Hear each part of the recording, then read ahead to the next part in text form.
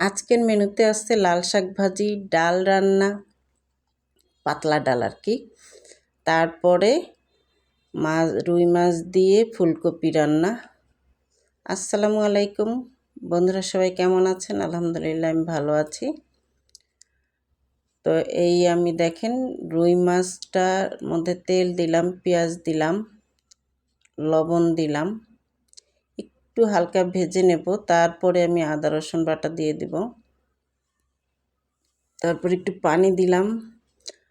তারপরে মরিচের গুঁড়া, হলুদের গুঁড়া, ধনিয়ার গুঁড়া, জিরার গুঁড়া সব দিয়ে দিলাম। তারপরে ভালো মতো নেড়ে চেড়ে ঘুটাঘুটি করে তারপরে কষাই ফেললাম। দেখেন এখন মাছটা উঠে ফেলতেছি, দিয়ে দিচ্ছি ফুলকপি আর সিম আলু। তারপরে ভালো মতো ঘুটে কষাবো, ঘুটা করে। তারপর ঢেকে দিব, একটু হাফ সেদ্ধ হয়ে যাবে হালকা পাতলা। তারপরে গরম পানি দিয়ে দিব। বলেন তো রান্নাটা কেমন হয়েছে? তারপরে আরও আছে চমক,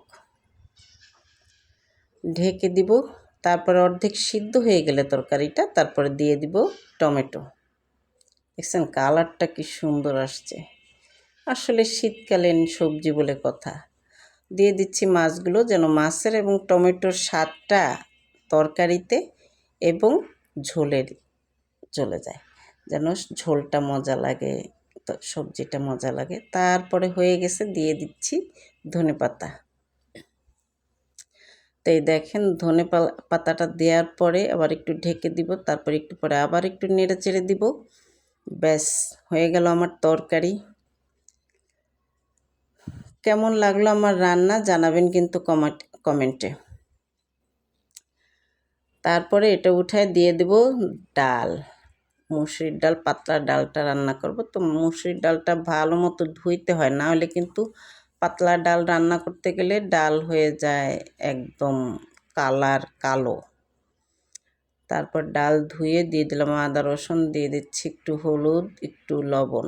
ব্যাস সে সিদ্ধ হইতে থাকুক। এদিকে আমি লাল শাকটা ধুয়ে নিচ্ছি ভালো মতো, কচলাইয়া না ধুইলে আবার ময়লা থেকে যায়। তারপরে নিয়ে নিলাম কাঁচামরিচ, অল্প কয়টা কাঁচামরিচ ছিল। তারপর দিয়ে দিলাম শুকনো মরিচ, চিংড়ি মাছ, আদা রসুন আর লবণ। ব্যাস ভালো মতো ঘুটে ভেজে তারপরে দিয়ে দিলাম লাল শাক।